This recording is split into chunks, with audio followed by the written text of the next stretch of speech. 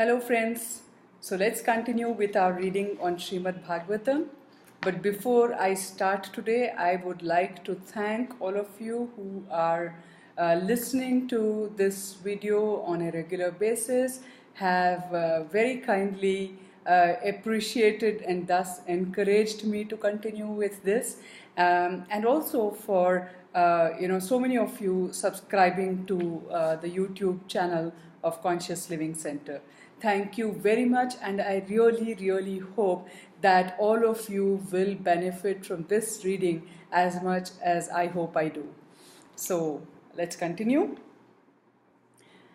The Lord said that but for these three items, namely eternal relation with God, exchange of dealings with Him, and the attainment of love for Him, all that is instructed in the Vedas is superfluous and concocted. The Lord further added that the Mayavada philosophy taught by Sripad Shankaracharya is an imaginary explanation of the Vedas, but it had to be taught by him, that is Shankaracharya, because he was ordered to teach it by the personality of Godhead. In the Padma Purana, it is stated that the personality of Godhead ordered his Lordship Shiva to deviate the human race from him, that is the personality of Godhead. The personality of Godhead was to be so covered so that people would be encouraged to generate more and more population. His Lordship Shiva said to Devi, in the Kali Yuga, I shall preach the Mayavada philosophy, which is nothing but clouded Buddhism in the garb of a Brahmana. After hearing all these speeches of the Lord Sri Chaitanya Mahaprabhu, the Bhattacharya was struck with wonder and awe and regarded him in dead silence.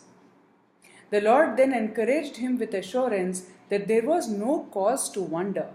I say that devotional service unto the personality of Godhead is the highest goal of human life. He then quoted a shloka from the Bhagavatam and assured him that even the liberated souls who are absorbed in the spirit and spiritual realization also take to the devotional service of the Lord Hari, because the personality of Godhead has such transcendental qualities that he attracts the heart of the liberated soul too. Then the Bhattacharya desired to listen to the explanation of the Atma Rama shloka from the Bhagavatam. The Lord first of all asked Bhattacharya to explain it, and after that he would explain it. The Bhattacharya then explained the shloka in a scholarly way with special reference to logic. He explained the shloka in 9 different ways, chiefly based on logic, because he was the most renowned scholar of logic of the time. The Lord, after hearing the Bhattacharya, thanked him for the scholarly presentation of the shloka, and then at the request of the Bhattacharya, the Lord explained the shloka in 64 different ways without touching the 9 explanations given by the Bhattacharya. Thus, after hearing the explanation of the Atma Rama shloka from the Lord, the Bhattacharya was convinced that such a scholarly presentation is impossible for an earthly creature. Before this, Sri Gopinath Acharya had tried to convince him of the divinity of the Lord, but at the time he could not accept him. But the Bhattacharya was astounded by the Lord's exposition of the Vedanta Sutra and explanations of the Atma Rama shloka, and thus he began to think that he had committed a great offense at the lotus feet of the Lord by not recognizing him to be Krishna himself. He then surrendered unto him, repenting for his past dealings with him, and the Lord was kind enough to accept the Bhattacharya. Out of his causeless mercy, the Lord manifested before him first as 4-handed Narayana and then again as 2-handed Lord Krishna with a flute in his hand.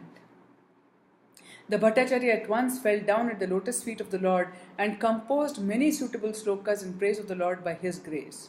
He composed almost 100 slokas in praise of the Lord. The Lord then embraced him, and out of transcendental ecstasy, the Bhattacharya lost consciousness of the physical state of life. Tears, trembling, throbbing of the heart, perspiration, emotional waves, dancing, singing, crying, and all the 8 symptoms of trance were manifested in the body of the Bhattacharya. Sri Gopinath Acharya became very glad and astonished by this marvelous conversation of his brother-in-law by the grace of the Lord. Out of the 100 celebrated slokas composed by the Bhattacharya in praise of the Lord, the following two are most important, and these two slokas explain the mission of the Lord in gist. First, let me surrender unto the personality of Godhead who has appeared now as Lord Sri Chaitanya Mahaprabhu. He is the ocean of all mercy and has now come down to teach us material detachment, learning, and devotional service to Himself. Second, since pure devotional service of the Lord has been lost in the oblivion of time, the Lord has appeared to renovate the principles, and therefore I offer my obeisances unto His lotus feet. The Lord explained the word mukti to be equivalent to the word Vishnu, or the personality of Godhead. To attain mukti or liberation from the bondage of material existence is to attain to the service of the Lord. The Lord then proceeded towards South India for some time and converted all he met on the way to become devotees of Lord Sri Krishna. Such devotees also converted many others to the cult of devotional service or to the Bhagavad Dharma of the Lord, and thus he reached the bank of the Godavari, where he met Srila Ramananda Rai, the governor of Madras on behalf of Maharaja Prataprudra, the king of Orissa. His talks with Ramananda Raya are very important for higher realization of transcendental knowledge, and the conversation itself forms a small booklet. We shall, however, give herewith a summary of the conversation. Sri Ramananda Raya was a self-realized soul, although outwardly he belonged to a caste lower than the Brahmana in social status. He was not in the renounced order of life, and besides that, he was a high government servant in the state. Still, Sri Chaitanya Mahaprabhu accepted him as a liberated soul on the strength of the high order of his realization in transcendental knowledge. Similarly, the Lord accepted Srila Haridas Thakura, a veteran devotee of the Lord coming from a Mohammedan family. And there are many other great devotees of the Lord who came from different communities, sects, and castes. The Lord's only criterion was the standard of devotional service of the particular person. He was not concerned with the outward dress of a man. He was concerned only with the inner soul and its activities. Therefore, all the missionary activities of the Lord are to be understood to be on the spiritual plane, and as such the cult of Sri Chaitanya Mahaprabhu or the cult of Bhagavad Dharma has nothing to do with mundane affairs, sociology, politics, economic development, or any such sphere of life. Srimad Bhagavatam is the purely transcendental urge of the soul. When he met Sri Ramananda Raya on the bank of the Godavari, the Varnashram Dharma followed by the Hindus was mentioned by the Lord. Srila Ramananda Raya said that by following the principles of Varnashrama Dharma, the system of 4 castes and 4 orders of human life, everyone could realize transcendence. In the opinion of the Lord, the system of Varnashrama Dharma is superficial only, and it has very little to do with the highest realization of spiritual values. The highest perfection of life is to get detached from the material attachment and proportionately realize the transcendental loving service of the Lord. The personality of Godhead recognizes a living being who is progressing in that line.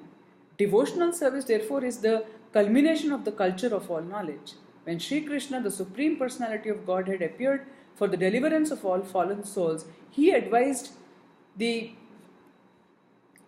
deliverance of all living entities as follows. The Supreme Absolute Personality of Godhead, from whom all living entities have emanated, must be worshipped by all the respective engagements, because everything that we see is also the expansion of His energy. That is the way of real perfection, and it is approved by all bona fide acharyas past and present. The system of Varnashrama is more or less based on moral and ethical principles. There is very little realization of the transcendence as such, and Lord Sri Chaitanya Mahaprabhu rejected it as superficial and asked Ramananda Raya to go further into the matter. Sri Ramananda Raya then suggested renunciation of fruitive actions unto the Lord.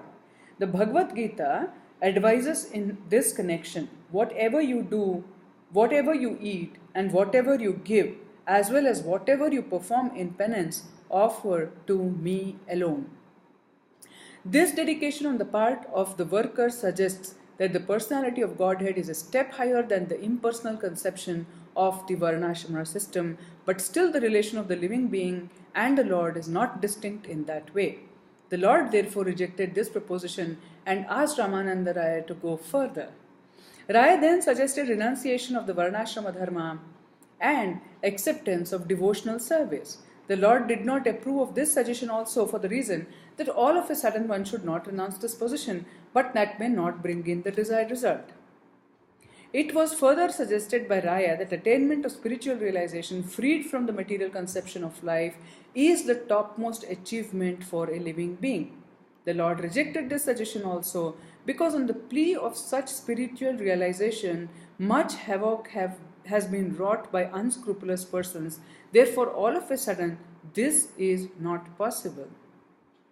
The Raya then suggested sincere association of self-realized souls and hearing submissively the transcendental message of the pastimes of the personality of Godhead. This suggestion was welcomed by the Lord. This suggestion was made following in the footsteps of Brahmaji, who said that the personality of Godhead is known as Ajita, or the one who cannot be conquered or approached by anyone. But such Ajita also becomes Jita or conquered by one method, which is very simple and easy.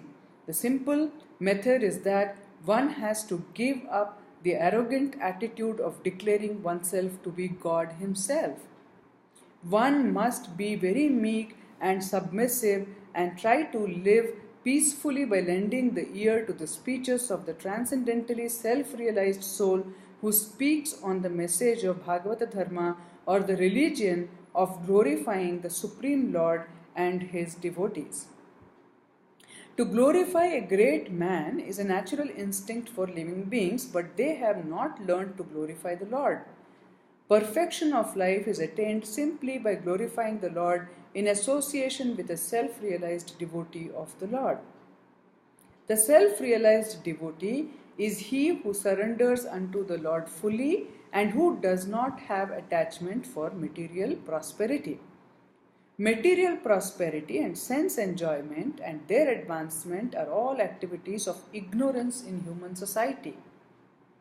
Peace and friendship are impossible for a society detached from the association of God and his devotees. It is imperative, therefore, that one sincerely seek the association of pure devotees and hear them patiently and submissively from any position of life. The position of a person in the higher or lower status of life does not hamper one in the path of self-realization. The only thing one has to do is to hear from a self-realized soul with a routine program. The teacher may also deliver lectures from the Vedic literatures following in the footsteps of the bygone acharyas who realized the absolute truth. Lord Sri Chaitanya Mahaprabhu recommended this simple method of self-realization, generally known as Bhagavata Dharma. Srimad Bhagavatam is the perfect guide for this purpose.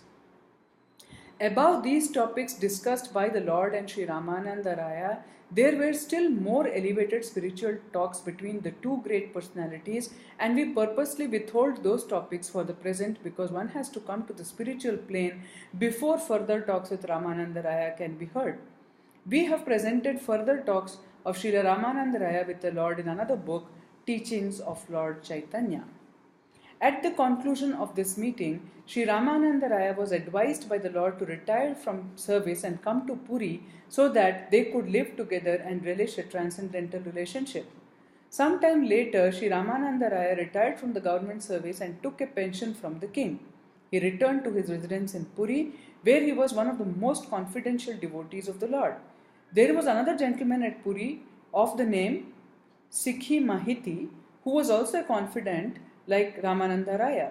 The Lord used to hold confidential talks on spiritual values with 3 or 4 companions at Puri, and he passed 18 years in that way in spiritual trance. His talks were recorded by his private secretary, Sri Damodara Goswami, one of the 4 most intimate devotees. The Lord extensively travelled all over the southern part of India. The great saint of Maharashtra known as Saint Tukaram was also initiated by the Lord. Saint Tukaram after initiation by the Lord, overflooded the whole of the Maharashtra province with the Sankirtana movement, and the transcendental flow is still rolling on in the southwestern part of the great Indian peninsula. That is it for today, friends. I hope you really enjoyed this reading, and I will be back with all of you tomorrow. Have a wonderful day.